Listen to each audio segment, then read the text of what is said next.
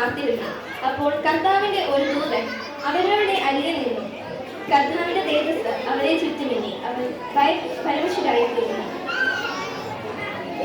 ഭയപ്പെടേണ്ട, സർവ്വജനത്തിനും ഉണ്ടാകാനുള്ള ഒരു മഹാസന്തോഷം ഞാൻ നിങ്ങളോട് സുവിശേഷിക്കുന്നു. കർത്താവായ ക്രിസ്തു എന്ന രക്ഷിതാവ് ഇന്ന് ദാവീദിന്റെ പട്ടണത്തിൽ നിങ്ങൾക്കായി ജനിച്ചിരിക്കുന്നു. നിങ്ങൾക്കുള്ള അടയാളമോ ശീലകൾ ചുറ്റി പശുത്തൊട്ടിയിൽ കിടക്കുന്ന ഒരു ശിശുവിനെ നിങ്ങൾക്ക് കാണാം. നാം ദൈവമോളം ചെന്ന് കർത്താവ് നമ്മോട് അറിയിച്ച ഈ സംഭവം കാണുന്നു. അവർ ബന്ധപ്പെട്ട് ചേർന്ന് മറിയെ യോസേഫിനെ പശുത്തൊട്ടിയിൽ കിടക്കുന്ന ശിശുവിനെ കാണാൻ ചെന്നു.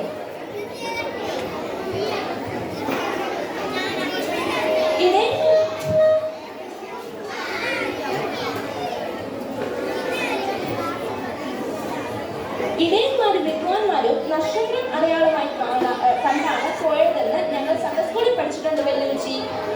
ശരിയാണ്. നക്ഷത്രം കണ്ട് രാജാവാണ് ജനിക്കുന്നതെന്ന് കേട്ട് വിദ്വാൻമാർ ഹെരോദാ രാജാവിന്റെ അടുത്ത് ചെന്നു. യഹൂദന്മാരുടെ രാജാവായി പിറന്നവൻ എവിടെ?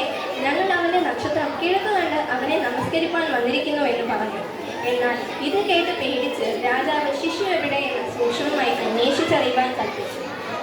കണ്ടെത്തിയാൽ ഞാനും ചെന്ന് നമസ്കരിക്കേണ്ടതിന് വന്നു എന്ന് പറഞ്ഞു കേട്ട് അവർ പുറപ്പെട്ടു. അവർ കിഴക്ക്